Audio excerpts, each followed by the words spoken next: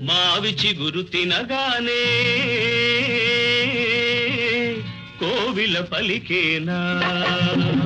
మావి చిగురు తినగానే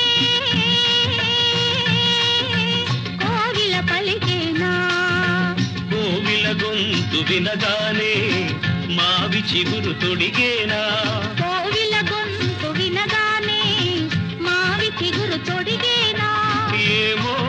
ఏమనునో గాని ఆమని ఈవని మావి చిగురు తినగా